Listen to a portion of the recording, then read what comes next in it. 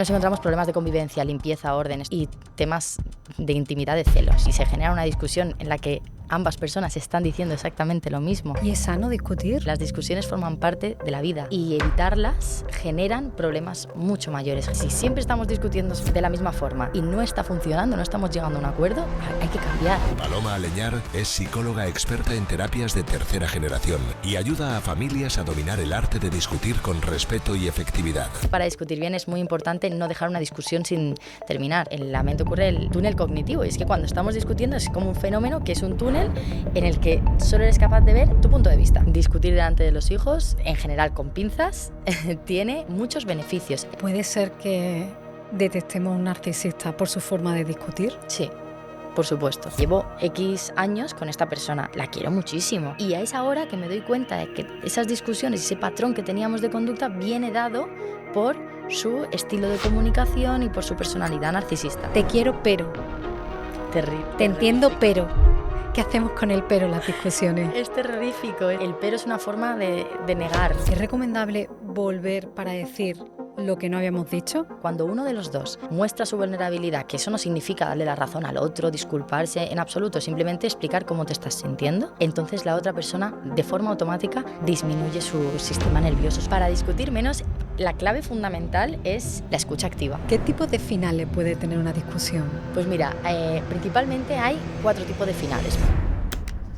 Llegó un nuevo pack de libros para sortear. En este podcast hay 2 tipos de personas, los suscriptores del canal y los que no están suscritos al canal. Los que sí están suscritos, cuando lleguemos a 200.000 suscriptores, los sortearemos y todos ellos irán para una única persona. Pero si eres del otro grupo y no estás suscrito, no pasa nada. Ve a ese botón precioso que pone suscribirme, le das clic y así estarás dentro de nuestros suscriptores para cuando llegue la cifra de 200.000 podamos sortearlo y puedan ser este pack de libros de autores dedicados para ti. Solo tienes que estar suscrito a nuestro canal. ¿Por qué discute la gente? Principalmente porque nos cuesta muchísimo entender que otras personas, la persona que tenemos delante, entiende la vida y ve la vida de forma distinta a la que vemos nosotros. Entonces, principalmente discutimos porque hay diferencias en valores, diferencias en creencias, muchos malentendidos. Muchas veces es que nos está faltando información de lo que está ocurriendo y se genera una discusión en la que ambas personas están diciendo exactamente lo mismo. Y también hay muchas carencias emocionales. Cuando hay carencias emocionales, muchas veces se crean discusiones a partir de carencias emocionales que realmente, si no existiesen esas carencias, no serían razón de ser. No tendrían razón de ser esas discusiones.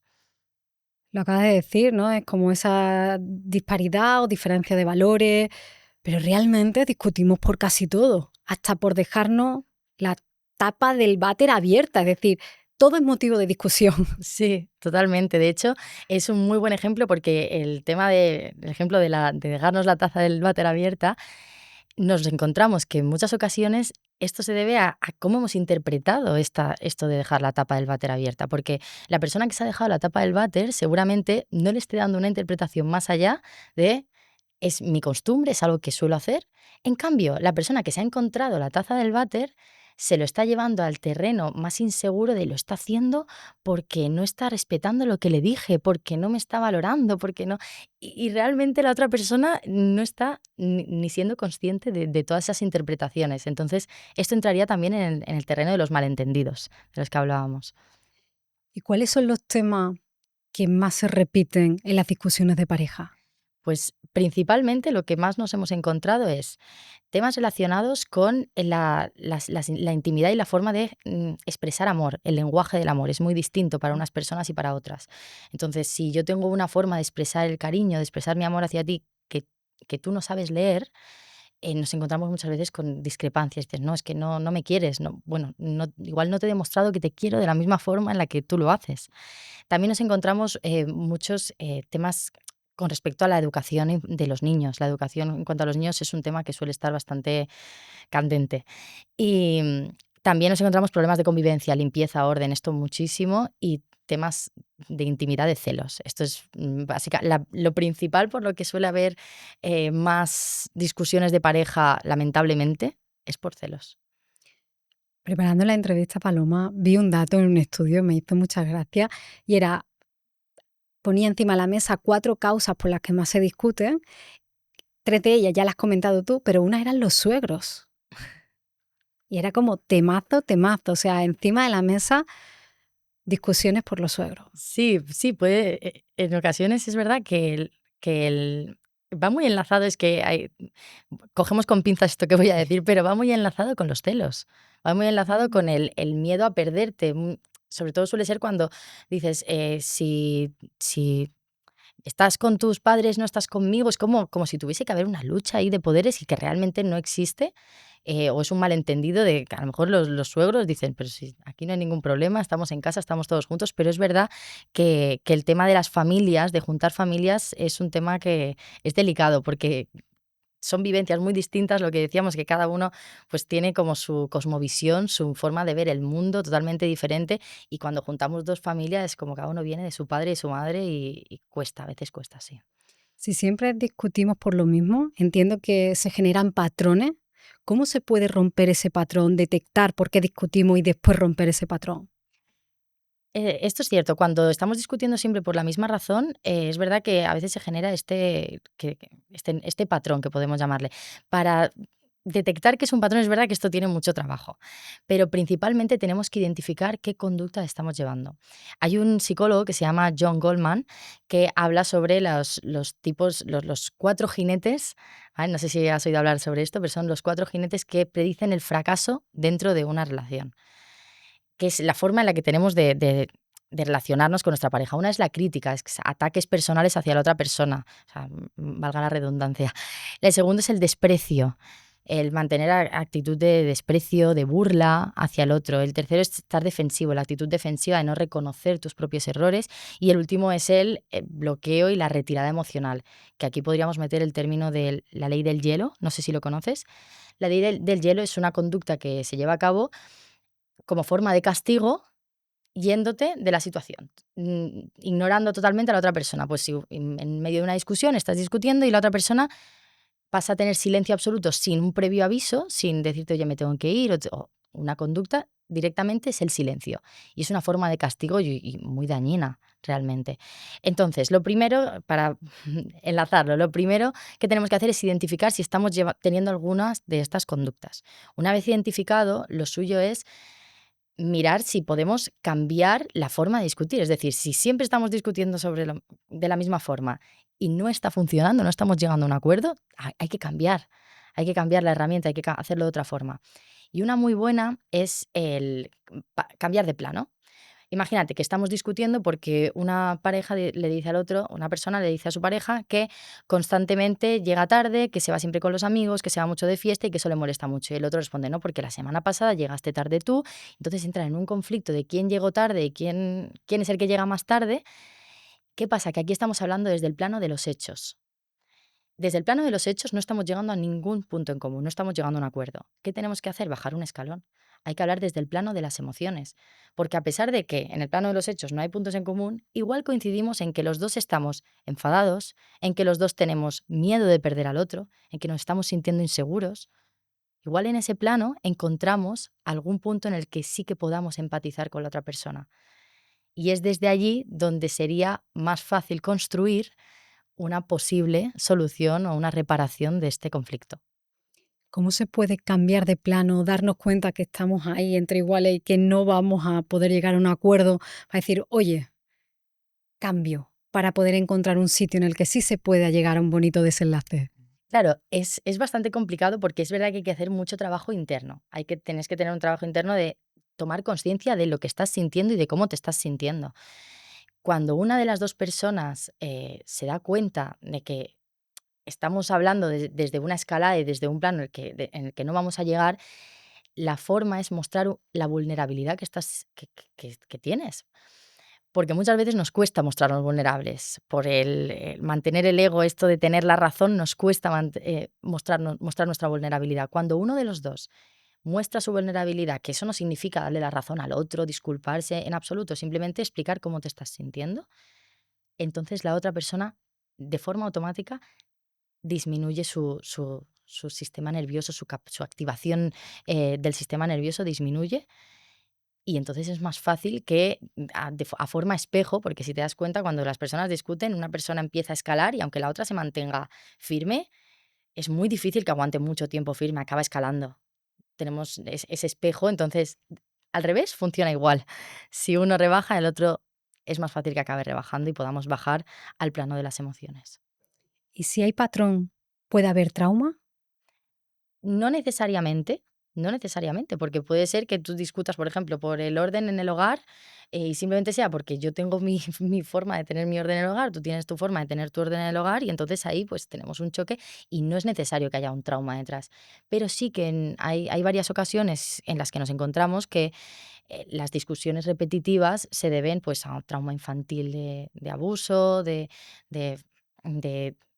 familiares que han sido, pues, negligentes, incluso también de traumas que tengan que ver con relaciones pasadas, que en las que hayas vivido, pues, infidelidades, maltrato, pues, sí que puede existir este patrón.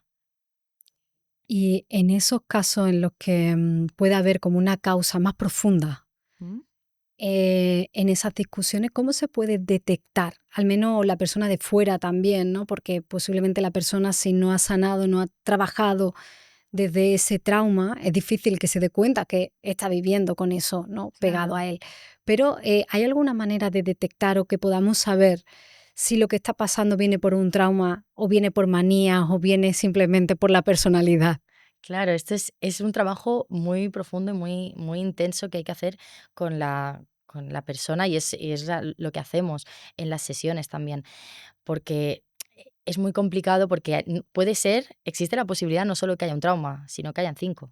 Mm. Puede venir de 5 traumas distintos y puede venir de 5 situaciones que ni siquiera seas capaz de detectar como traumas. Un trauma puede ser un trauma relacionado con las críticas que te hacían en la infancia, que tú no has detectado como trauma, porque se habla, pues, de a lo mejor, pues, si has tenido una situación de abuso, es como muy visible, pero que te hayan exigido mucho en la infancia, que haya sido muy criticado, es algo que igual ha pasado más desapercibido.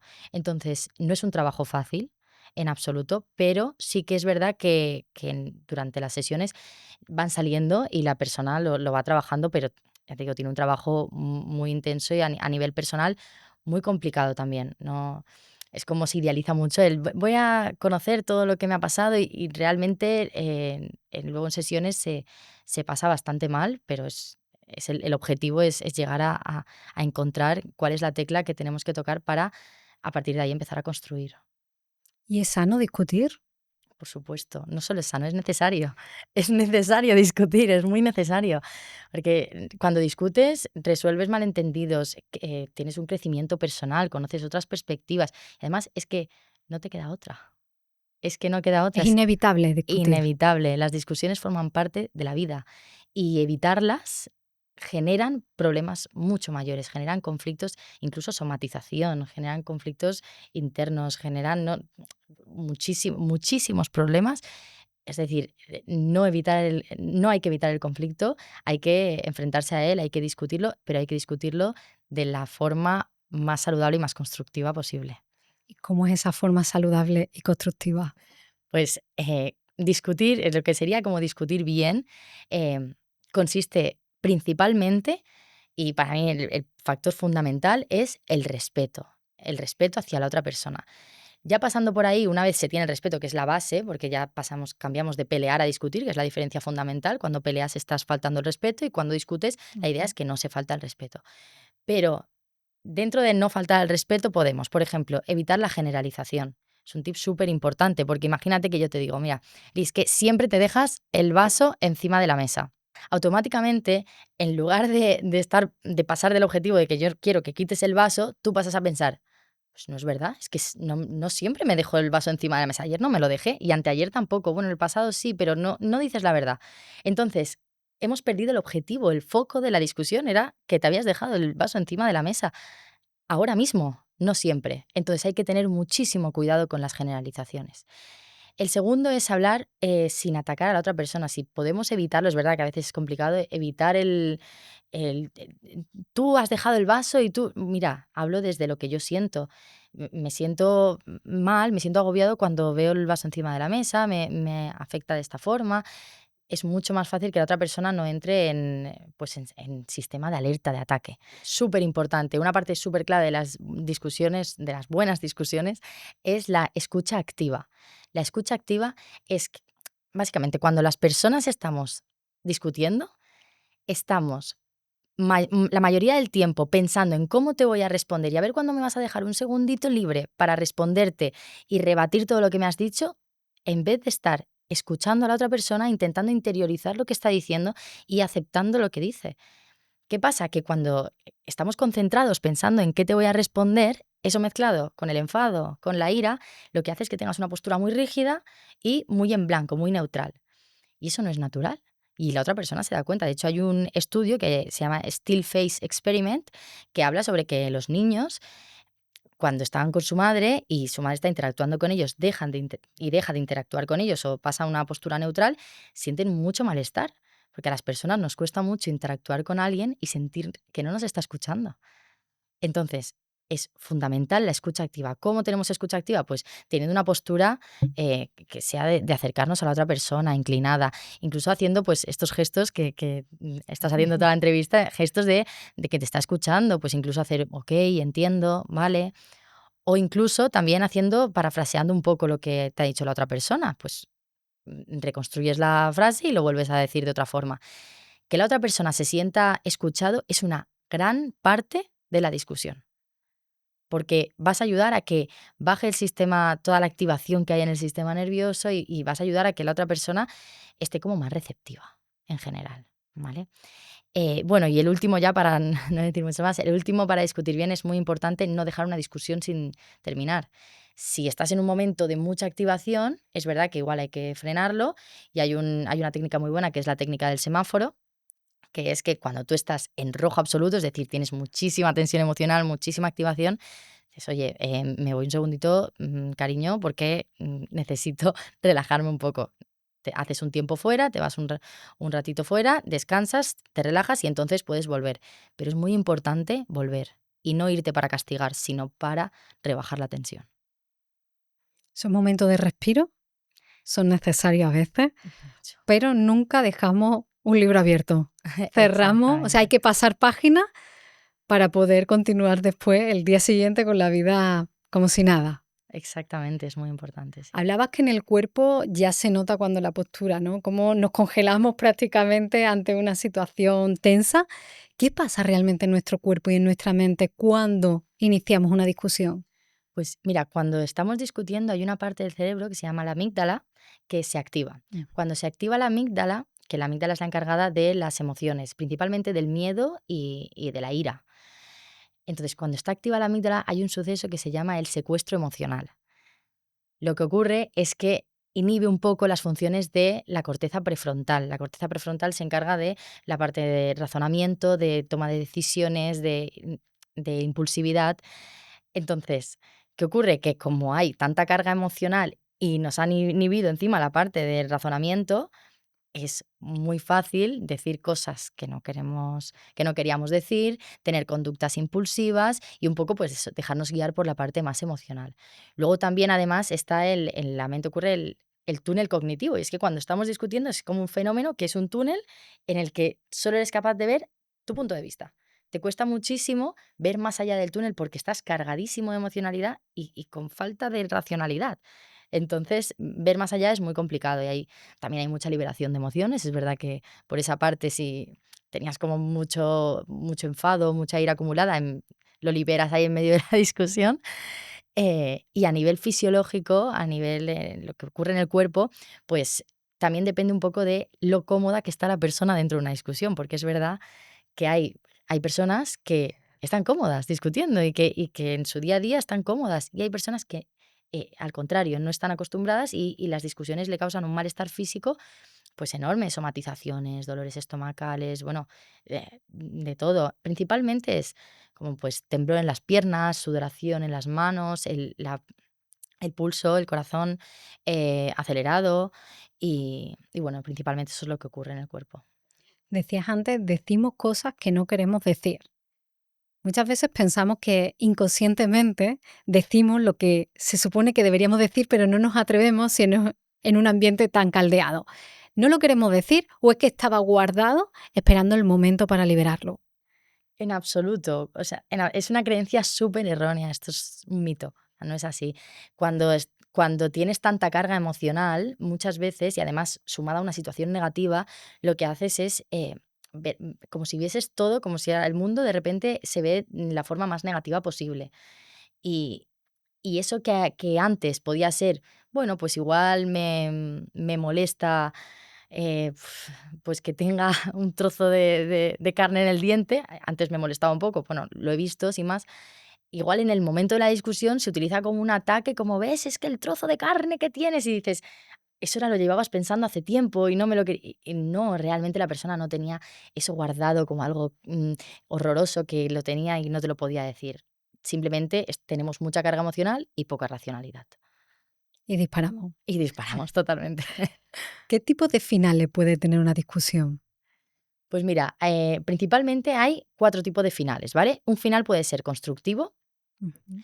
es decir, que encontramos una solución o incluso no hemos encontrado la solución, pero al menos hemos aprendido y nos hemos beneficiado, nos hemos enriquecido de esta discusión. Constructivo. Compromiso, pues no hemos encontrado una solución, no hay un punto medio, pero yo cedo un poquito, tú cedes un poquito y llegamos a un compromiso. Luego puede ser la habitación total de la discusión, pues hay incluso una, falsas concesiones. Te digo: "Sí, sí, sí, esto ocurrirá, sí, vale, venga", y lo que quieres es evitarla a toda costa y salir de ahí como sea.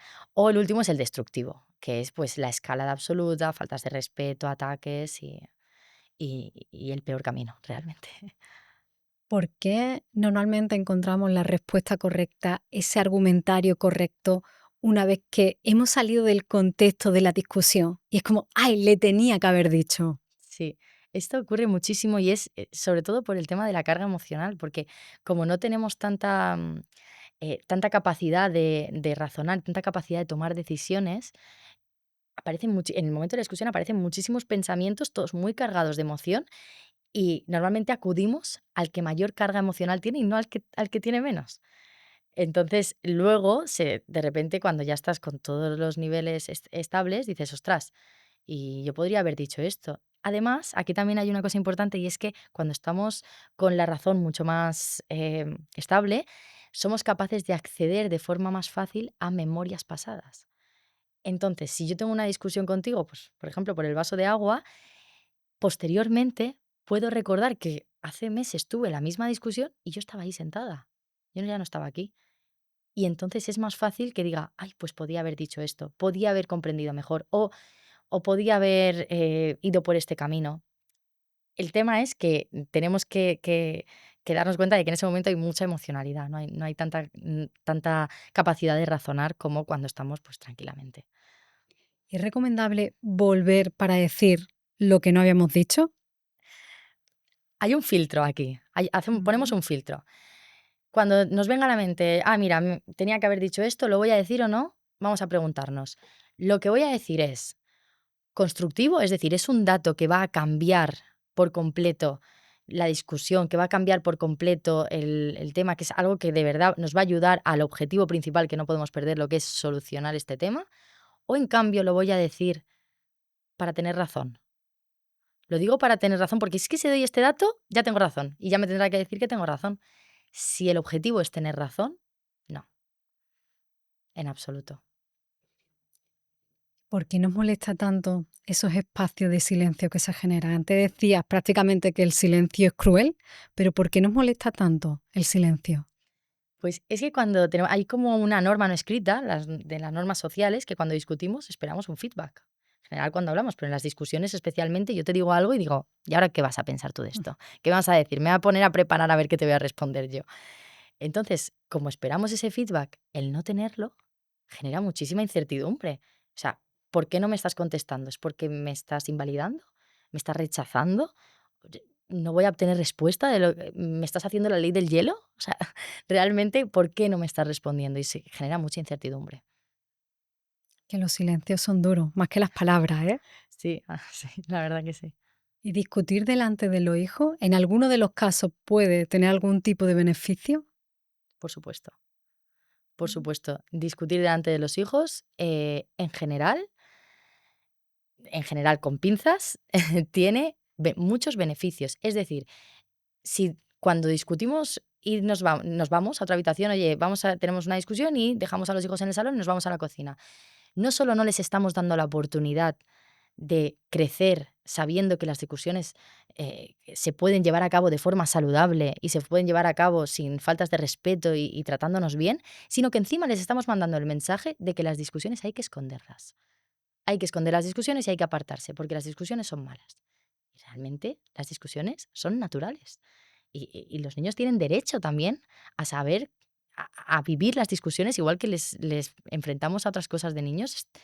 Está, por supuesto, bien hecho, siempre y cuando los matices son no discutir sobre temas que les incumban a ellos. La educación de los niños es importante que se mantenga en unión. Si estáis hablando sobre pues, la educación de los niños, ¿verdad? Que eso no es buena idea. Y también tampoco es buena idea, en este caso tampoco es buena idea discutir sobre temas que evolutivamente ellos no están preparados para aceptar y para entender. Discutir sobre temas, pues por ejemplo, a nivel sexual o temas que a lo mejor en el contexto tiene sentido y con los niños igual no tiene tanto sentido por la edad, porque estamos hablando desde los 0 hasta los 18, o hasta los 12 o así, pues en general discutir es sano y necesario para los niños ver que su gente cercana, sus padres, sus cuidadores, discuten. Sí, por supuesto. ¿Y cuáles son los principales errores que cometemos a la hora de discutir? Los principales errores que cometemos principalmente son pues lo que hemos comentado de la escucha, no tener escucha hacia la otra persona e invalidar sus emociones. Es un error que nos encontramos muy a diario. Que invalidar sus emociones no significa no entender, porque yo a lo mejor no entiendo por qué tú actúas de esta forma, pero sí que puedo validar cómo te estás sintiendo. Pues no entiendo que hayas traicionado a tu mejor amiga, pero sí que valido tu emoción que hay detrás, pues te estás sintiendo mal, te estás sintiendo de esta forma. La validación emocional es fundamental y es algo que continuamente en el día a día lo vemos y de forma espectacular, la verdad. O sea, y también además el hecho de no entender principalmente que la otra persona tenga otra visión de la vida y que a pesar de tener otra visión de la vida puede respetar la que tienes tú, es un error enorme, porque por ejemplo, tenía un caso que una de las personas le decía a la otra persona que no entendía por qué ella tenía amigos de diferente sexo, que no lo entendía porque nunca lo había visto así, que él nunca lo había visto así, y ella se enfadaba un montón. Pero él le decía, yo te respeto y acepto que esto sea así, lo respeto, lo acepto, pero no te puedo entender. Es que no lo entiendo, porque yo nunca lo he visto. Y está bien, no lo entiende porque no está capacitado para entenderlo, porque por lo que ha vivido no lo puede entender, pasando porque te respeta y no te está faltando el respeto en ningún momento y está validando tus emociones. Entonces, esos principalmente serían los errores que más nos encontramos. Y cuando una persona no nos entiende, ¿podemos dejar como ahí esa página sin terminar de escribir? ¿O necesitamos que para que no haya tantas discusiones en una pareja, todo se entienda? En absoluto. Si es que la mayoría de los acuerdos se llegan sin entenderse. Incluso nos encontramos con personas que directamente te están mintiendo, te dicen, te he entendido, pero realmente no lo has entendido. Y no pasa nada por no entenderlo. Ese es yo siempre lo digo, no es necesario que entendamos lo que está ocurriendo. Es necesario que validemos y que respetemos. Pero a lo mejor por tus vivencias no lo entiendes. Yo incluso es que tuve un caso que me acuerdo que me decía, mira, ya, me da igual si después de esta discusión lo dejamos. Se acabó pero que sepa que tengo razón y que entienda que tengo razón. Paloma, que me entienda, me decía, que me entienda. Digo, pero no podemos conseguir que te entienda. Es que no te entiende. Lo hemos intentado de múltiples razones. Hemos hecho muchísimos ejercicios para que entienda esto. Y esta persona no está preparada para entender lo que le quieres decir. No es su momento, no lo está entendiendo. Pero no pasa nada. Se pueden llegar a acuerdos sin entendimiento. Por supuesto que se pueden llegar a acuerdos. ¿Tener razón está sobrevalorado? 100%, claro que sí. Muy sobrevalorado. O sea, la razón es algo que dentro de la discusión no es una parte importante de la discusión, para que me entiendas. Tener razón o no tenerla no es importante, porque cuando una persona discute, las dos personas que están discutiendo, las dos tienen firme certeza de que tienen razón. ¿Y quién tiene razón? Nadie, o los dos. No es algo importante para discutir bien tener razón. De hecho, puedes tener razón y en un momento medio de la discusión, perderla. Porque tenía razón con el tema del vaso, pero ya no tengo razón con el tema de las faltas de respeto. Entonces, ¿y qué es más importante, el vaso o las faltas de respeto? Está súper sobrevalorado. No es importante tener razón. No es lo más importante. Al contrario, da igual si tienes razón. Lo importante es cómo gestionas la discusión y no perder el foco. ¿Cuál es el objetivo de esta discusión? ¿Encontrar acuerdos o tener razón? La mayoría busca tener razón, Sí, porque no se pone un objetivo. ¿Qué quiero conseguir yo con esto? No, llegas y vas directamente sí, a la guerra, ¿no? Y sí. es como, y quiero ganar la guerra, porque ¿quién gana en una discusión? Realmente ¿El que lleva razón? realmente es que lo de ganar o perder es como en esto de buscar culpables, enemigos. Nadie, no hay cabida en una discusión, en una discusión saludable, no debería haber cabida. Hay muchos estudios que hablan sobre esto, sobre por qué las personas queremos tener razón y buscamos cualquier forma, incluso pisando, lo que te he dicho, pisando hasta nuestra relación con tal de tener razón. Por ejemplo, la teoría de la autovalidación, que es como las personas queremos sentirnos valoradas, validadas. No es necesario tener razón para sentirte validado. Puedes no tener en absoluto razón en esta discusión y acabar la discusión sintiéndote tranquilo. Depende de cómo las dos personas sean capaces de encaminar la conversación y cómo lleven a cabo las conductas de validación hacia el otro, de entendimiento, pero tener razón está, o sea, ¿quién gana o pierde una discusión? Ninguno. Ojalá los dos. Cuando conseguimos que se llegue a un acuerdo, cuando conseguimos que haya un compromiso mutuo y al menos una validación emocional por parte de uno o por parte del otro, han ganado los dos. Y si no, han perdido los dos. ¿Será que el enemigo no es la persona que tenemos enfrente con la que discutimos, sino que somos nosotros mismos? Sí, incluso te diría que ninguno de los dos es enemigo. A mi parecer no hay enemigos en esta historia. En todo caso, el enemigo, ¿qué podría ser el problema? Por ejemplo, pues no nos estamos viendo porque tus turnos de trabajo no coinciden con mis turnos de trabajo. Pues si nos ponemos a discutir porque entonces en tu tiempo libre estabas en el sofá y tú estamos perdiendo. O sea, ¿por qué estamos discutiendo? Por los turnos de trabajo. ¿Quién es el enemigo? Los turnos de trabajo. Somos nosotros, un equipo, contra el problema. No somos yo contra ti. Porque entonces ahí la escalada es enorme. El enemigo, si hay que buscar un enemigo, que sea externo. Si llevar razón está sobrevalorado, pero yo me pregunto, ¿y si de verdad tengo razón? ¿Y si sigo en ese caballo de decir, es que tengo razón? Claro, ahí hay mucho trabajo personal, porque incluso teniendo razón, es lo que comentábamos, es indiferente tener razón o no tenerla. El tener razón, como está tan sobrevalorado, da igual si sí tienes razón, porque a lo mejor la otra persona nunca entenderá que tengas razón. Y todos tus esfuerzos y toda la energía que estás invirtiendo en que la otra persona se entere de que tienes razón, van a salir por un camino que realmente no es el objetivo. Es que siempre, además, siempre lo repetimos. ¿Cuál es el objetivo de esto? ¿Cuál es el objetivo? No podemos perder el foco de cuál es el objetivo de nuestra discusión. ¿Tener razón o construir algo juntos? Es verdad que hay veces que buscamos que la otra persona pues, nos ayude a ser vulnerables, pero eso no significa darnos la razón. Porque la otra persona, mientras tú piensas que tienes razón absoluta, la otra persona está pensando lo mismo. Y si para terminar la discusión decimos, venga, sí, vale, ¿no? Es como, te doy la razón. O pido un perdón sin realmente sentirlo. ¿Está bien como para bajar los ánimos o no? No. En absoluto, porque estás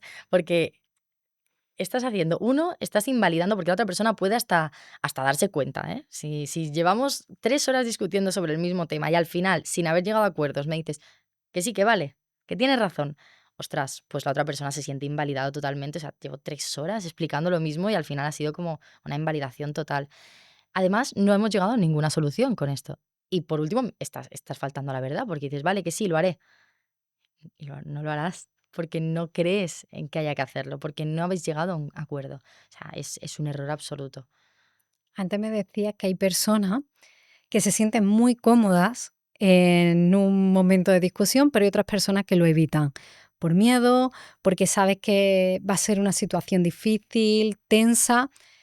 ¿Hay un momento ideal para esas personas para decir, venga, voy a por ello? ¿Hay algún ejercicio que podamos hacer para ponernos en situación de, oye, esto hay que hablarlo, sé que va a terminar en discusión, pero hay que hablarlo? Para esas personas que no se sienten tan cómodas discutiendo, ¿qué pueden hacer? Pues mira, es muy importante que tengan en cuenta que hay momentos que son mejores, pero el momento ideal no existe. Porque se lo voy a hablarlo en verano porque en invierno tiene mucho trabajo, no en invierno no, que vienen las Navidades, no, y luego la Pascua con los niños, ¿cómo vamos a hacer esto? Esto es algo que nos encontramos muy a menudo. Una vez tengamos preparado lo que queremos hablar, tengamos todo, hayamos hecho muy bien ese ejercicio de qué voy a hablar, cómo va a ir esta conversación, cómo va a acabar esta discusión, es importante que tengamos en cuenta que no existe el momento ideal, pero sí que hay momentos más oportunos. Hay momentos que son malos, como pues si estás en medio de una discusión es mejor no hacerlo, si estás en un entorno que no es favorable, hay terceros delante. Eh, ¿qué haríamos con estas personas que les cuesta mucho enfrentarse a esa situación? Pues que lo tengan preparado, que preparen el conflicto. Las personas que no están cómodas en el conflicto, improvisar les cuesta. Y es muy difícil improvisar cuando no estás acostumbrado. Entonces, la preparación es fundamental. Si tú sabes que tienes que hablar sobre un tema, que encima sabes que ese tema suele acabar en conflicto, es lo mejor que puedes hacer es preparar exactamente qué quiero expresar, cómo lo quiero expresar, qué límites voy a poner, hasta dónde puedo ceder. Entonces, ese sería un poco el ejercicio. ¿Y qué puedo hacer para que después no me arrepienta de lo que he dicho? Es decir, incluso en esa preparación, ¿hay algo que nos puedas contar de, oye, hazlo así porque después evitarás el arrepentimiento? Claro, como ya tenemos como toda la teoría de cuando estamos dentro de una discusión, hay muchísima emocionalidad y tenemos poca parte racional. ¿Qué tenemos que hacer? Tenemos que suplir esto. Porque la parte racional es la que nos ayuda a no decir cosas que seguramente después de forma racional no diríamos y a no arrepentirnos. Para suplir la parte racional tenemos que tener súper preparado, o sea, cuanto más preparación haya, más fácil será que la discusión luego no acabe en decir cosas de forma emocional de las que uno se arrepiente. Por ejemplo, tener preparado cuando yo suelo decirle esto, ¿cómo me puede reaccionar la otra persona? Si me enfado ante esta situación, ¿qué podría decir él? Cuanta más preparación haya, más fácil será no tener que improvisar y más fácil será no decir cosas de las que luego nos podamos arrepentir. ¿Y cómo puedo decirle a alguien algo que me molesta, pero sin tener que llegar o evitando una situación de conflicto? Hay veces que nos molestan cosas, que queremos expresarlas, pero tú dices, esto va a terminar mal y no quiero. Entonces, ¿cómo podemos, con una comunicación asertiva, saludable, poder comunicar algo que nos incomoda mucho? Pues mira, hay un ejercicio de la comunicación asertiva que funciona muy bien que se llama la técnica del sándwich, Ujú. ¿vale? Que consiste en dar información positiva. Después daremos información positiva, podría ser, imagínate que te tengo que decir que, pues, que esta tarde no puedo ir al cine contigo, ¿vale? Y es algo que pues, sé que va a generar una discusión porque sé que te apetecía mucho ir al cine, pero realmente no puedo ir. Entonces, podríamos empezar dando una información positiva, como diciendo, oye, muchísimas gracias por la invitación, me apetece muchísimo ir al cine. Lo que ocurre es que esta tarde no voy a poder acudir al cine porque ha pasado X razón. Igualmente, me apetece muchísimo y como me apetece mucho, vamos a coordinar otra quedada en el cine. Esto no es un seguro que no vaya a haber discusión en absoluto, pero sí que puede favorecer que la otra persona no entre en tensión, porque si entramos en, oye, que no voy a ir al cine, bueno, porque es que no me apetece nada, ostras, es como súper agresivo, es una comunicación muy agresiva que la otra persona le hace ponerse en alerta y así se puede dar más fácil la discusión. Que ahora hablamos mucho del límite, de poner nuestros límites, de saber lo que queremos, pero yo creo que estamos aprendiendo como sociedad a poner límites, pero no a comunicar cuáles son los límites de una manera sana, porque tú piensas que por decir no voy al cine porque no me apetece, es que no me apetece, es como poner un límite y cuidarme a mí. Pero creo en este proceso, una visión súper personal, Paloma, creo que la gente no está entendiendo que está muy bien poner límites, pero también hay que saber comunicar de una manera amable y saludable para todos ese límite. Por supuesto, por supuesto. Y esto es la diferencia de los estilos de comunicación. Es decir, la comunicación esta que además es verdad que ahora a día de hoy está ocurriendo mucho de, mira, yo tengo que decir lo que yo pienso y ya está, es muy agresivo. Es un estilo de comunicación agresivo. El estilo de comunicación agresivo se basa en lo que yo pienso por encima de lo que piensas tú. Antiguamente se daba más un estilo todo lo contrario, más bien pasivo. Lo que piensas tú va por encima de lo que yo pienso, entonces me dejo. En medio está la asertividad, es decir, te voy a decir lo que yo pienso, teniendo mucho cuidado con pisar lo que piensas tú y con hacerte daño. Es la diferencia entre ser sinceros o sincericidas. Te estoy diciendo la verdad y en la verdad te digo que eres un inepto. ¡Ostras! Esto no es la verdad, esto es una forma de atacar y de hacer daño a la otra persona. Entonces sí, hay que tener mucho cuidado con la forma que tenemos de comunicar nuestros deseos y nuestras necesidades porque la otra persona lo está recibiendo y también puede estar tocando una parte muy vulnerable. ¿Cuándo es mejor no decir lo que pensamos? Es decir, ¿cuándo es mejor callarnos que iniciar una conversación barra discusión? Bueno, cuando tengamos claro, si no tenemos claro el objetivo, o sea, si yo voy a decir algo al aire a ver qué ocurre, entonces es mejor no decirlo. Si decimos algo con un objetivo y el objetivo es constructivo, entonces es buena idea hacerlo, pero si no, no es buena idea empezar una discusión sin tener claro, o sea, dónde está encaminada esta discusión. Y luego ya voy a aprovechar esta pregunta para hablar sobre el tema de hablar del físico de los otros. Bien. Y es que justamente va al pelo, pero es que es verdad.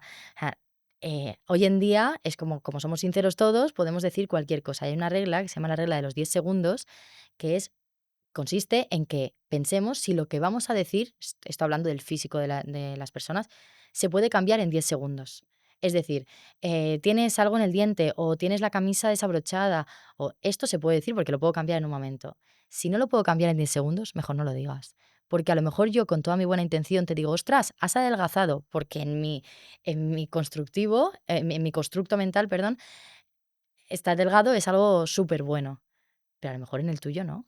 A lo mejor para ti no es bueno esto de estar delgado. Entonces, si vamos a hablar sobre el físico de otras personas, tenemos que asegurarnos de que si no nos han pedido opinión, sobre todo, si nos han pedido opinión, pues habrá que decirlo, pero si no nos han pedido ninguna opinión, asegurarnos de que eso se puede cambiar en 10 segundos. ¿En qué más ocasiones es mejor callarnos? En ocasiones en las que haya tensión en el ambiente, pues salimos de una discusión o estamos en un momento de crisis, en ocasiones en las que el entorno no es favorable, pues discutir sobre un tema matrimonial en medio de una entrevista de trabajo, pues igual no es el momento adecuado. Discutir en un entorno en el que no sea favorable, en medio de una cena familiar en Navidad, que ocurre mucho, en una cena familiar en Navidad, pues igual no es el momento de sacar ese tema, que es verdad que es importante hablar sobre ello, pero igual no es el momento más indicado para hacerlo. Me recordaba esta reflexión a una historia que hay que se llama Las Tres Rejas. Y es un maestro filósofo y viene a su casa un discípulo a decirle, maestro, maestro, he escuchado que alguien está hablando mal de ti. Y en ese momento, ¿qué es lo que haríamos mucho? ¿Quién ha hablado mal de mí? ¿Qué ha dicho? ¿No? Bueno, pues el maestro le hace tres preguntas. La primera tiene que ver con la verdad y es, ¿lo que vas a contarme es totalmente cierto? ¿No? La segunda, ¿eso que tienes que contarme inmediatamente es bueno para alguien o para mí? Ah, no, tampoco es bueno. Y la tercera pregunta, el tercer filtro, tiene que ver con la necesidad. ¿Necesito saberlo? Y la verdad es que son tres preguntas o tres filtros que ayudan mucho a esto de expresar o de callarnos de, es verdad, es bueno y es necesario. Y en estas tres preguntas creo que encontramos mucha reflexión también, la dejamos ahí abierta para que cada uno piense de qué decimos y qué no decimos. Y qué permitimos que nos digan y qué permitimos que no nos digan. Porque hay veces que recibimos cosas como, yo no te he preguntado, yo no te he pedido opinión.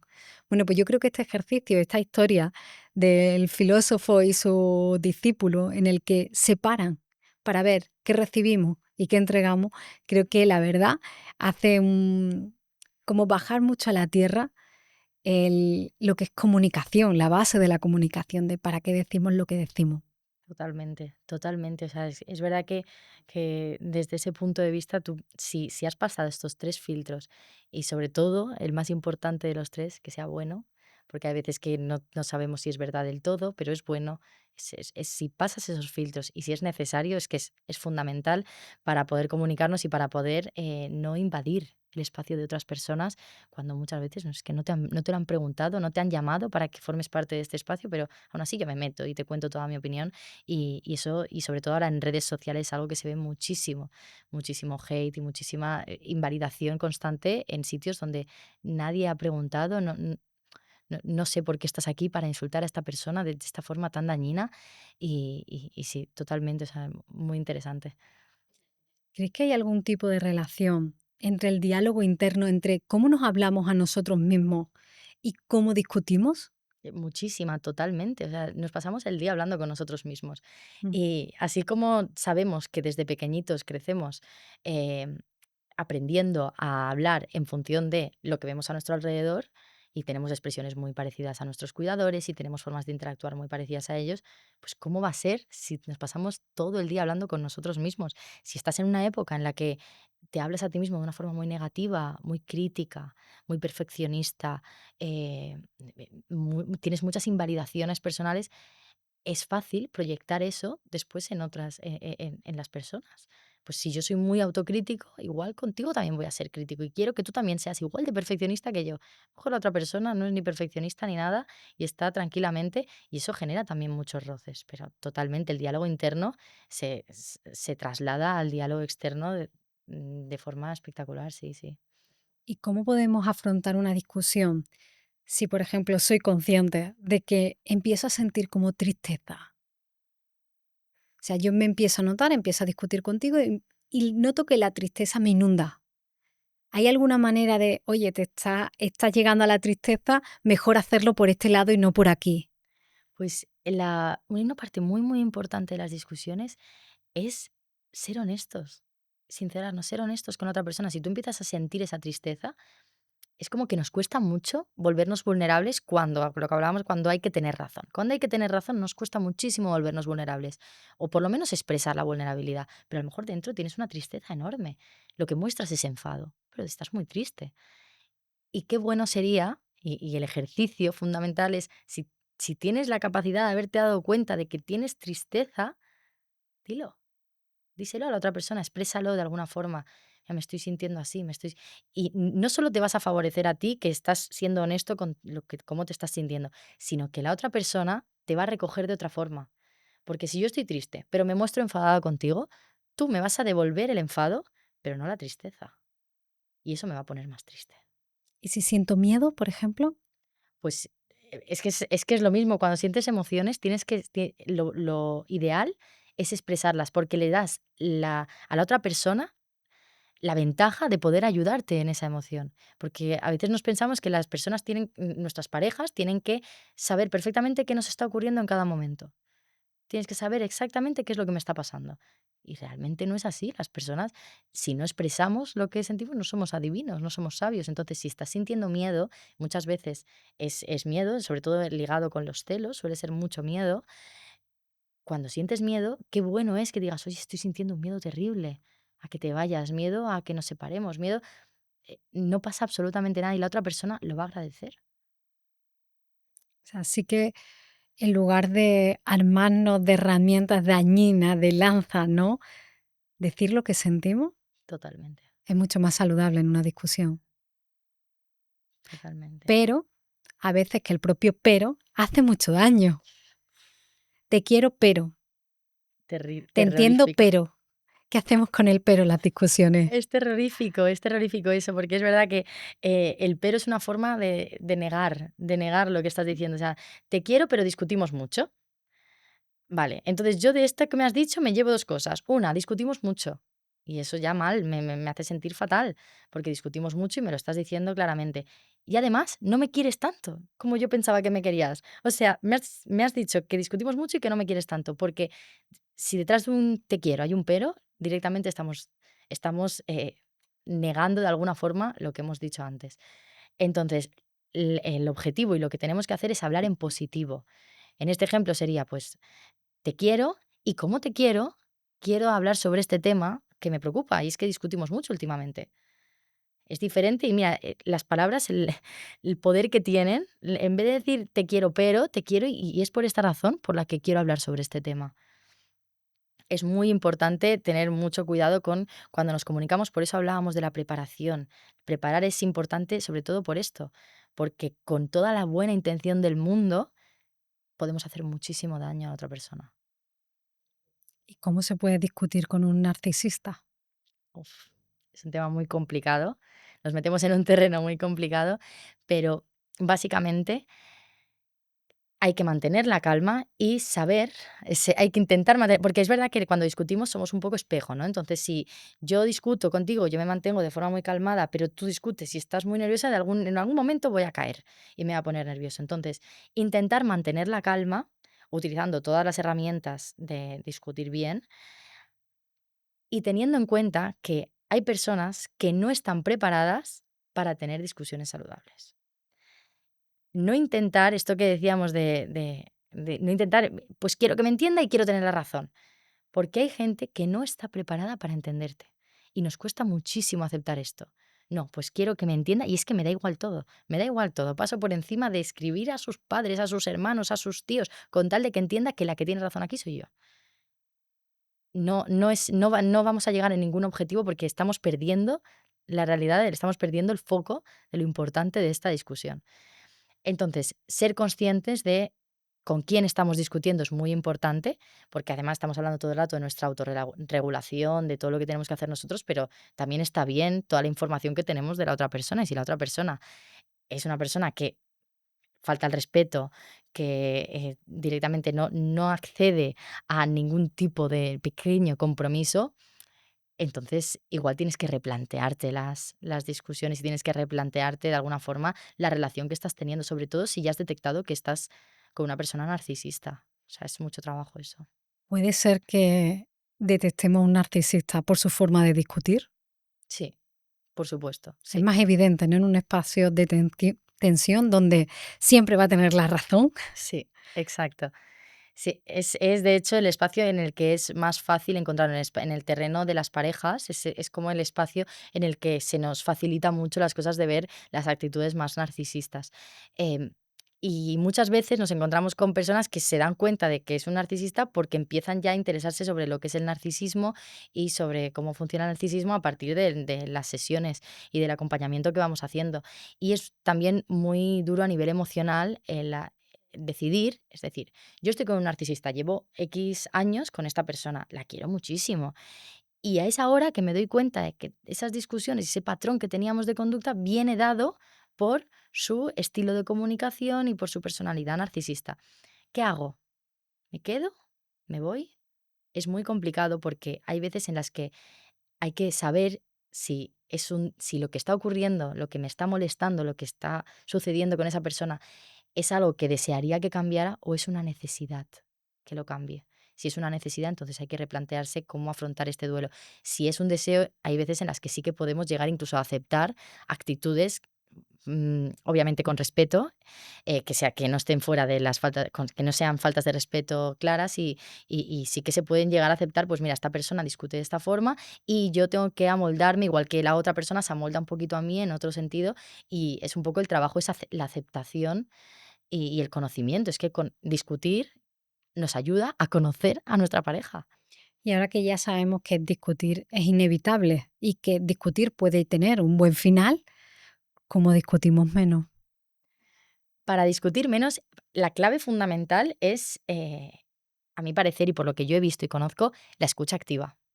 Hay muchísimas cosas que van alrededor de discutir menos, pero si tuviese que elegir una, es la escucha activa. Es intentar, cada uno por su parte, mantener una escucha consciente e intentar reflexionar sobre lo que la persona está diciendo, más allá de lo que luego quieras responder tú, mucho más allá. O sea, lo principal es intentar, que a veces no lo conseguiremos, pero intentar entender lo que nos está contando la persona de enfrente. Es una herramienta fundamental y que si se lleva a cabo funciona. O sea, las parejas discuten menos cuando empiezan a practicar la escucha activa. y por qué algunas personas, me incluyo, nos entran tantas ganas de llorar cuando discutimos? Después de una discusión nos entran ganas de llorar. Esto está muy relacionado con el nivel de activación. Cuando tenemos esa liberación de hormonas, de cortisol, adrenalina, que están encargados del estrés, cuando tenemos esa activación de la amígdala, el cuerpo está luchando para rebajar el estrés. Es un gasto de energético enorme. Y llorar es una liberación, es una forma de liberarnos, como el cansancio que hemos tenido de discutir, pues nos libera y nos hace relajarnos. De hecho, cuando lloras mucho tiempo después de una discusión y es un llanto muy prolongado, tú tienes un sueño enorme, un cansancio muy grande en el cuerpo, porque el cuerpo está luchando contra ese estrés. Entonces es normal, es una reacción normal y fisiológica del ser humano. Vivimos en una sociedad que evita los conflictos, pero por otro lado, polariza en ello. O sea, no me gustan las peleas, pero estamos ahora mismo en un momento en el que todo es blanco o eres negro y tomas parte de un bando. Como sociedad, ¿qué herramientas deberíamos conocer para no entrar tanto en peleas? Pues creo que una parte fundamental de esto es el tener un pensamiento crítico. El pensamiento crítico, el que te den todas las opciones. A lo largo de la historia nos han ido tapando muchas partes de la realidad. Hay muchas cosas que son tabús, tabúes de los que no se puede hablar. Y, y creo que es importante que tengamos información acerca de todo para tener un pensamiento crítico y sin estar un poco influenciados es verdad que es muy complicado, pero por los medios, todos nos influencian hacia un lado o hacia el otro. Y es muy importante tener toda la información. Hasta la persona que piensas que está súper, súper alejado de tu opinión, está muy bien escucharla. Está muy bien escucharla y pensar, ¿y qué pienso yo de esto que está diciendo? ¿Estoy de acuerdo? ¿No estoy de acuerdo? ¿No? Evitarlo. No, pues mira, en esta perspectiva o este punto de política no lo voy a escuchar nunca porque es horroroso. ¿Vale? Para ti es horroroso por lo que has conocido, pero vamos a escucharlo desde ese punto. Entonces, el pensamiento crítico es muy importante y la educación en asertividad. Por supuesto, educar en asertividad o sea, debería ser una asignatura escolar, Obligatoria. obligatoria, la educación en asertividad, totalmente. De todos los conflictos que hemos estado hablando, de todas las, bueno, discusiones, no llamemos tampoco conflicto, no lo elevamos a esa categoría, pero sí me gustaría profundizar un poquito más en una de ellas, en la categoría de celos. O sea, el ser humano es celoso por naturaleza porque ya venimos con esa emoción, o realmente a lo largo de nuestra vida nos van pasando cosas que acentúan esa emoción. Los celos son dados por naturaleza. Tú naces y igual que si empiezas a sentir alegría, tristeza, luego sientes emociones más complejas como son los celos. Pero es que desde pequeñitos hay emociones que están muy mal vistas. Está muy mal Ujú. vista la envidia, está muy mal vista el enfado, está muy mal visto los celos. Y desde pequeñitos nos dicen, oye, no estés celoso de tu hermanito porque hay que querer mucho a tu hermanito y no te puedes poner celoso. Y creces pensando que ponerse celoso es que no lo puedes hacer directamente. Pero es que luego ya de mayor, si tienes celos, eres tóxico. Estás en una relación tóxica. Ya asociamos celos a tóxico. Y no tiene por qué. Puede ser que sí, puede ser que sientas celos y luego lo utilices de una forma tóxica, pero no tiene por qué. O sea, los celos es una emoción normal y que las personas vivimos y tenemos que lidiar con ellos y absolutamente todo el mundo en algún momento de su vida va a sentir celos y no hay que demonizarlos porque es una emoción. ¿Cuál es la función básica de los celos? Protegernos a proteger a como lo nuestro, proteger lo nuestro, para que me entiendas. Pues motivarnos, por ejemplo, a darnos cuenta de que hay un problema. Pues si siento celos, puedo decir, ostras, mi confianza está bien, la relación está bien lo que considero que es mío, pues desde pequeñitos, pues mi juguete, yo ya Ujú. lo tengo puesto como que es mi juguete. Si alguien viene y lo coge, me pongo en alerta. Digo, ostras, me van a quitar mi juguete. Claro, tiene una función protectora total de supervivencia y que en absoluto tendría que ser tan demonizada como, por ejemplo, una persona que siente tristeza, pues no está mal que sientas tristeza, pero si sientes celos, sí. Es que el niño es muy celoso. El niño es celoso igual que lo somos todos. ¿Cuáles son celos normales con los que nacemos y cuáles son celos patológicos? Claro, el tema principal es cuando ¿Cómo gestionamos los celos? Ese es el tema principal. Si sientes celos continuamente, lo más probable es que no hayas tenido una buena gestión, no hayas hecho un buen trabajo. Cuando aparece una persona en consulta con muchísimos, muchísimos celos, tenemos que trabajar desde la raíz, desde dónde empezamos a ser celosos, desde dónde empezó a ocurrir todo esto. Lo más probable es que no lo hayamos trabajado y que no esté, y que no se le hayan validado muchas veces las conductas, la emoción de los celos. Por ejemplo, ponte que estás celoso porque tu pareja pues está con otra persona, ¿vale? Está con otra persona y tú empiezas a sentir los celos. Lo primero que tienes que hacer, identificarlo. ¿Qué está pasando en mi cuerpo? ¿Cómo me estoy sintiendo? ¿Qué estoy pensando?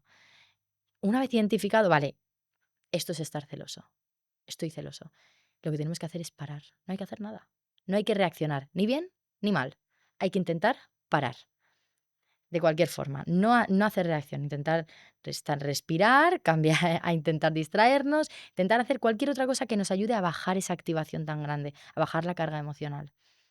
Porque es desde ahí, cuando la carga emocional está más baja, que podemos reflexionar. Ostras, ¿y por qué me he puesto celosa? O sea, realmente la situación, ¿qué está ocurriendo? ¿Por qué? Reflexionar un poco, ¿por qué está ocurriendo esto? O sea, irnos un poco a, ¿es que anteriormente me ha pasado esto? ¿O es que me ha dado algún indicio de que me tenga que poner celoso? Una vez ya esté todo calmado, ya hayamos podido reflexionar, la parte fundamental es la comunicación, ir a la otra persona y desde la vulnerabilidad, nunca desde el ataque, oye, mira, me he puesto celosa, he sentido esto, me he sentido fatal y no sé, y no he sabido gestionarlo, en ese momento me he tenido que ir porque estaba muy celosa. Y la otra persona le das la oportunidad de poder darte ese feedback que necesitas. No te preocupes, entiendo que te hayas puesto celosa, pero bueno, aquí estoy para decirte que puedes estar tranquila, que, no, que es un amigo mío, es una amiga mía, no está pasando nada para lo que te tengas que preocupar, pero te puede dar un feedback que te va a aliviar mucho más que si en el momento que te pones celosa y dices, tú, fulanito, ¿qué haces con esa? Muchísimo más. Pero es como una emoción que cuesta gestionarla y donde se despierta un diálogo interno que aunque intentemos controlar y parar y no hacer nada, es como que se retroalimenta solo. Parece que nuestra mente le gusta especialmente, y por eso te preguntaba por los celos, porque le gusta relacionarse con los celos. Sí, es verdad que hay situaciones en las que es como el modus operandi de la relación, en la que ambos se sienten cómodos con las conductas de celos, hasta que luego parece que se sienten cómodos, también está muy relacionado con la adrenalina que hay en esos momentos, pero después, cuando pasa ya un tiempo considerable y han vivido muchas veces estas situaciones, de alguna forma estalla y de alguna forma eso acaba produciendo mucho malestar. Entonces, a mínimo que podamos, porque los celos no siempre empiezan por, pues, te he visto con alguien, empiezan incluso, pues, hoy en día con la tecnología es que le dio like. Le dio like a esta persona y dices, ostras, si desde le dio like nos ponemos a trabajar en celos, no vas a llegar a la escalada tan grande de acabar, pues incluso pues, tirando los trastos unos encima de otros por celos. Es muy importante la gestión. Sobre celos hemos hecho una búsqueda, ¿no? En Google. ¿Qué es lo más buscado sobre celos? Pues celos, cómo superarlos, celos, cómo controlarlos, celos, cómo trabajarlos. Fíjate. O sea, la gente es consciente de que tiene un problema o no una relación sana con esta emoción. Sí, es que por lo que te decía que ahí tenemos muchísimos casos relacionados con celos, porque las personas ya en día, gracias a los medios y a todo lo que se habla cada vez más de las relaciones de pareja, ya conocen mejor qué son los celos y cuándo ocurren y cómo ocurren. Lo que pasa es que la gestión sigue costando mucho, porque intentamos, vale, voy a buscar solución cuando ya estás aquí. No hace falta estar aquí para empezar a gestionar los celos. Lo que decíamos, los celos hay que gestionarlos mucho antes, porque en muchos casos, aunque sea una emoción que viene por naturaleza, si tú vives muchas situaciones de inseguridad, situaciones incluso de infidelidad, es normal que se desencadene en ti como incluso una conducta automática, un patrón automático de con todas mis parejas soy celoso. Y ya ni siquiera es estoy celoso, ya te denominas celoso, como si fuese parte totalmente de tu personalidad. Y realmente no es así, es una emoción. Nadie dice yo soy alegre, yo soy triste, pero soy celoso sí que es algo que estamos más acostumbrados a escuchar. Que cuando conoces a alguien no le preguntas si eres alegre, no eres alegre o eres una persona triste, pero sí le preguntas, ¿eres celoso? Claro. precisamente por esto, porque tenemos como muy interiorizado el, encima no es un eres celoso esperando una respuesta que nos vaya a hacer sentir bien, porque si te dicen, bueno, pues sí, en la anterior relación que tenía, la verdad que tenía bastantes conductas relacionadas con los celos. Ostras, pues entonces, chao, tú eres tóxico. Hemos relacionado celos, tóxico. Y no es así, porque alguien te puede decir, pues sí, en la anterior relación viví situaciones bastante incómodas y he tenido que gestionar mis celos y la verdad que muchas veces tengo esa emoción, muchas veces siento celos. Y debería ser algo normal, como pues si alguien te dice, jo, es que yo soy muy sensible y muchas veces pues siento tristeza y lloro mucho. Nadie lo cataloga como algo negativo. Bueno, qué mono, qué mona. ¿Y cómo se trabajan en consulta? ¿Cómo trabajáis los celos? Pues para empezar tenemos que hacer un trabajo de irnos para atrás. Es muy importante conocer un poco la historia, o sea, cómo te has sentido, cómo era tu seguridad desde la infancia, cómo te has sentido, cómo has estado. Y es a partir de ahí donde empiezan a salir muchas, muchas cositas. Porque a pesar de que es algo natural, sentir celos, es verdad que también se educan las emociones, se las vamos educando. No es, tú puedes sentir celos, pero si yo estoy acostumbrado a estar en un ambiente súper seguro en el que no me he sentido invalidado, en el que no me han faltado el respeto, pues igual es más difícil que después se desencadenen conductas relacionadas con celos. Entonces, ir trabajando desde ahí y, digamos, curando heridas, para que me entiendas. Y hay heridas dentro de las búsquedas que hacíamos que hay gente que siente celo de su ex, gente que siente celo de la ex de su actual pareja. ¿Qué mensajes ocultos hay detrás de los celos? Claro, estos son los celos, llamados los celos retrospectivos. Que es verdad que ocurre muchísimo más de lo que nos pensamos y racionalmente, además me lo dicen, jo, Paloma, si es que yo sé que esto no tiene sentido porque mi pareja no me está haciendo nada, porque tiene una expareja y yo también tengo expareja y de forma racional todos somos lógicos y todos lo entendemos. Pero en el momento en el que se desata cualquier estímulo, cualquier cosa que te hace recordar aquel momento en el que te sentiste inseguro, entonces es como que sale toda la parte emocional y la racional se apaga por completo. Y no, y es que he visto que la seguías o que cualquier conducta es válida para tener una discusión. ¿De dónde vienen? Pues seguramente vengan de mucha inseguridad. O sea, lo que más nos encontramos son inseguridades, que la persona pues tiene carencias personales que traslada a su pareja, porque a veces incluso porque no hay otras cosas que trasladar. Yo estoy acostumbrado a tener conductas de celos con todas mis parejas que han tenido incluso conductas de traición. Pues ahora con la pareja con la que estoy, todo está bien. Como tengo un patrón de conducta tan habituado a tener conductas o a comportarme como una persona celosa, pues tengo que seguir haciéndolo. Y no me queda otra. Pues las amigas, tu ex. Muchas veces es como realmente, y lo saben, no está pasando nada, pero es que no sé qué me pasa en el momento que es que hasta miro la foto. La primera recomendación cuando hablamos de celos retrospectivos es evitar comparaciones, evitar cualquier tipo de conducta. O sea, tú piensas, tengo celos de su ex.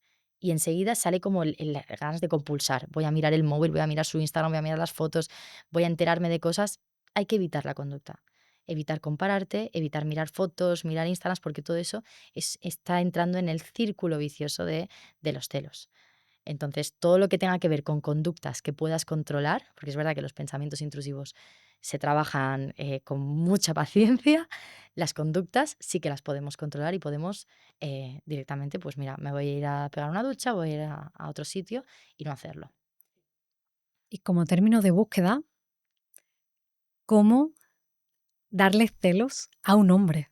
Tiene muchísima búsqueda. ¿Por qué ahora ya? ¿Soy o no soy celosa? No lo sé, pero sí quiero dar celos. A mí, cuando me hacen esta pregunta, lo que me planteo es, no es por qué, no es cómo darle celos, es por qué quieres darle celos. Ahí es donde tendríamos que trabajar. Realmente, ¿qué está ocurriendo? ¿Qué inseguridad hay? ¿Cómo te sientes? ¿No te sientes valorada, validada? ¿Necesitas que esa persona se sienta mal para tú sentirte bien? O sea, es muy importante ver realmente qué hay detrás de eso. ¿Por qué estás buscando hacer daño? Crear un malestar a una persona porque no te sientes valorada. Entonces, más bien el trabajo ahí sería todo lo contrario. En ningún caso vamos a buscar formas de dar celos. Ahora ya que hemos visto tanta discusión, tanto motivo, porque los celos son motivos de continuas discusiones, me gustaría preguntarte sobre las disculpas. ¿Cómo sería una disculpa real? Pues el factor fundamental para que una disculpa sea real y la otra persona la perciba como algo real es cuando no solo va acompañada de un arrepentimiento, de una explicación de una culpa, sino va acompañada de un compromiso. O sea, perdón por lo que te hice ayer puede ser, no estoy ni escuchando lo que te hice ayer, pero perdón por lo que te hice ayer, a partir de ahora voy a intentar no llegar tarde porque sé que eso de llegar tarde a ti te hace sentir mal. La otra persona entonces interioriza esas palabras y lo percibe como algo real. Y es muy importante que cuando nos disculpamos, elaboremos esa disculpa y ofrezcamos un compromiso de cambio. Si nos estamos dando cuenta y nos sentimos culpables, si nos estamos dando cuenta de que hay algo que podamos hacer porque hay algo que no hemos hecho bien y algo que podamos hacer mejor, es muy importante no solo darnos cuenta, sino trasladárselo de forma explícita a la otra persona. Paloma, me ha encantado hablar y no discutir, pero podríamos haber llevado una discusión porque, visto como lo hemos visto hoy, creo que es más una discusión, es un debate, una forma de abrir la conversación, entender a nosotros, entendernos a la persona que tenemos enfrente y me encanta que haya salido el concepto de comunicación asertiva y la necesidad de profundizar en ese concepto porque creo que haría mucho más amable las discusiones, las peleas o no llegaríamos a esas peleas. Gracias por haber compartido todo este conocimiento, por haberte trasladado y haber hecho tantos kilómetros para llegar hasta aquí. Mil gracias, de verdad. Gracias a vosotros, me ha encantado, ha sido una charla muy enriquecedora y me he sentido muy, muy a gusto en vuestra casa. Muchas gracias por todo, por la invitación y por la charla tan agradable que hemos tenido. Gracias a ti.